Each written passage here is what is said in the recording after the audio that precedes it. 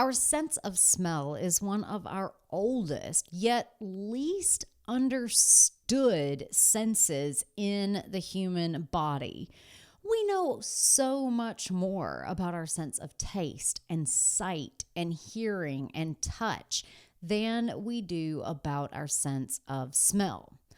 This makes it extraordinarily difficult to find good research on the impact of aroma on the formation of memories, on the healing of trauma, on simply how essential oils engage with our brain and with our body at large. Today, I'm very excited to be interviewing Dr. Eric Zielinski because he and I talk about what does the research actually have to say about essential oils and how can we stop trying to make essential oils prescriptive and instead make them intuitive and a piece, a stepping stone, one thing that we do each day that is a joyful part of our self-care,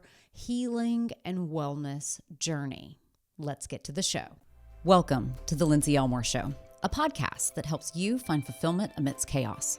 On this show, I interview thought leaders, doctors, creatives, spiritual gurus, and game changers who inspire you to pursue your dreams, overcome obstacles, and leave your mark.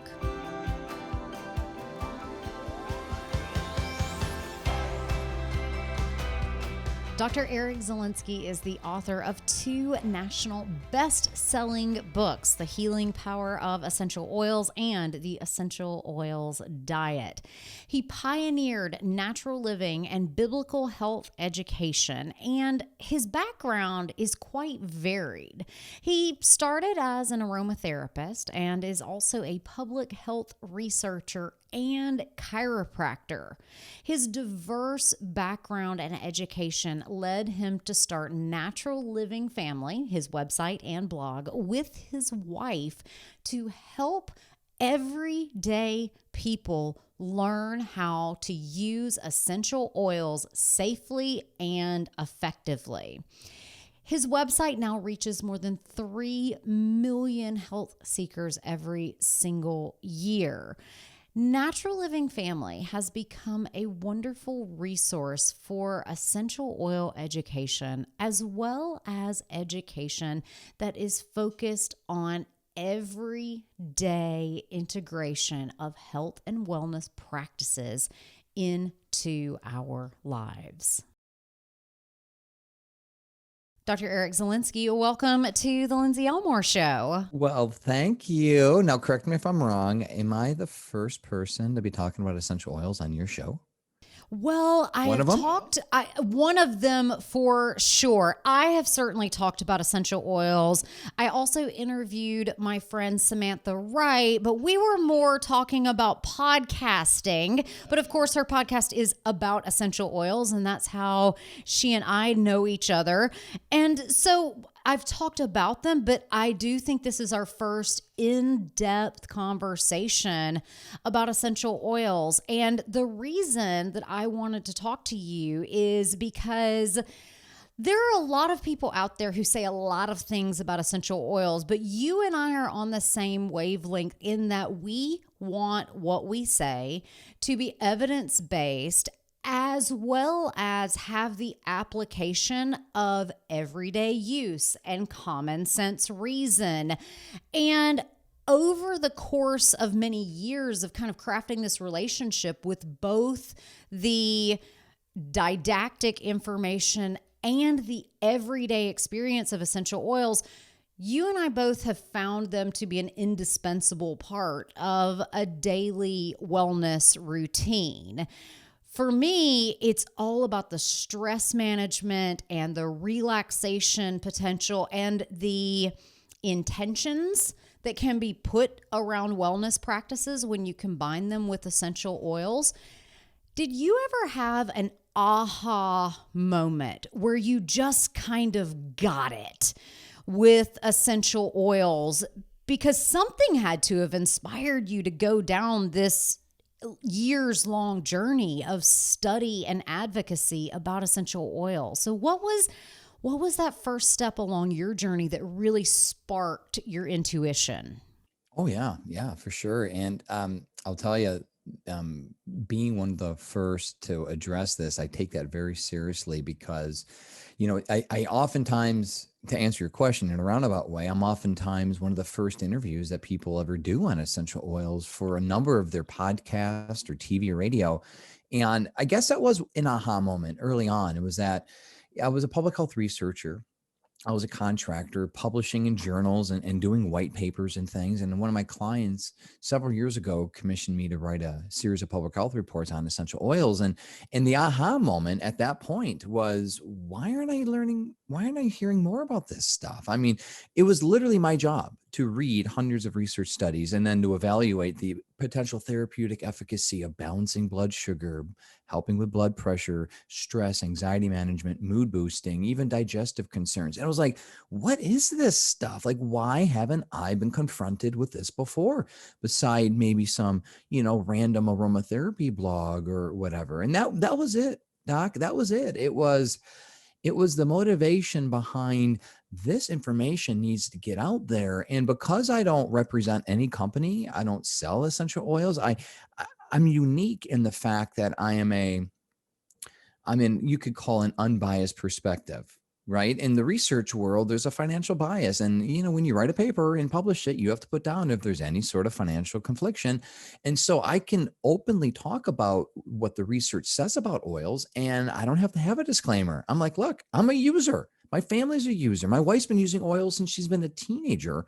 And so I feel that was much needed. And quite frankly, up until this day, last I checked, I'm still literally one of the only people in the world that do this.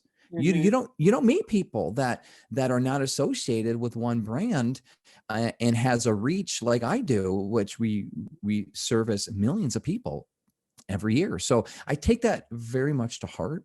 And so everything that I do, I come from that place, that evidence based, but also, like you said, also that practical place, because I want this to be approachable for people. I don't want people to have to be overwhelmed. I don't want you to think you have to go through a 300-hour certification program just to be able to use the little drops in this bottle. Like, I think that's where the other side of the pendulum needs to be swung more in the middle. So, talk to me a little bit about the history of essential oils, because what you're speaking to really like hits me at home in that it would seem that essential oils would be very intuitive because humans have used them for so many years, and yet we have medicalized them so much that we're like, well, how many drops for this purpose? Where did we go awry in our understanding of plant medicine as it relates to essential oils? Because at some point, humans used essential oils. They were a part of currency, they were a part of trade, and then they weren't. How did we lose touch with this natural substance? It was in the mid 40s. Everything changed with the advent of the antibiotic. And, most people don't realize this, but combat medicine, we're talking the medics on the front lines of World War I, World War II, were using essential oils to combat infection, gangrene. I mean, the antibiotic wasn't invented then. So we're talking tea tree and lavender, and depending again on where you were from. If you were from Australia, the medics would use eucalyptus. If you would be from America, they would have a tendency to use oregano or clove or whatever it might be. In France, obviously lavender. And when that shiny white pill came in the mid 40s, you almost can't blame people because, again, let's be real. This bottle is full of volatile organic compounds that have a potent ability to help a number of different things. But you know what? It smells like something like oregano, right? You want to smell like pizza. It smells, maybe have like a spicy smell like clove. It could get messy. It could get oily, right? It's not easy. It's not like a pill you can pop in your mouth and go along your day. And the reality is our ancestors have used herbal medicines from the beginning, but it's time intensive. And you see this inundation of convenience. It's no joke. It's no coincidence that that's the same time that everyone started getting a refrigerator, and everyone started looking at other ways of living convenient lives. And one thing, it dawned on me, was that convenience never comes without a cost. Even the refrigerator. I know it's outside the topic of our conversation, but look at what we've done with food. We've sterilized food. We don't even eat real live fermented foods like we used to. I'm Polish. That's where Zielinski comes from. My ancestors used to have a lot of cabbage at the end of harvest season, and they used to ferment it, and you call it sauerkraut. Otherwise, the cabbage would go bad and go rancid 300-400 years ago. We don't ferment foods anymore. So what does that mean? We don't have the microbiome. We don't have the proper soil-based organisms in our system anymore. Convenience comes with a cost. So when we said, hey, you want your food not to go bad anymore? Of course, I don't have to go through all that work. Here's a refrigerator. Well, next thing you know, we start seeing an influx of gut disorders. Well, I don't think it's coincidence. So anyway, at the end of the day, we've lost, but nice thing is, everything has come full circle. We've lost the efficacy of a lot of the things that we do with nature because of convenience. But now it's been 60, 70 years since this convenience trend has finally hit the wall. And people are realizing, okay, maybe convenience does come with a cost. And now we've invented antibiotic resistant bacteria like MRSA. No one ever talked about MRSA 60 years ago. Well, it didn't exist. Exactly. But you know what? Research has shown that essential oils can literally kill MRSA. Well, that's interesting because no drug on the planet can touch MRSA. So you're saying now a natural therapy has the effect of killing something that medicine can't even, that medicine basically created a Franken microbe. Well, we certainly have some antibiotics that can treat MRSA, but to your point, it's ever evolving. It's ever shifting and ever changing. And it's interesting. I just learned, have you ever heard of the Flexner report? Mm-hmm. Yes.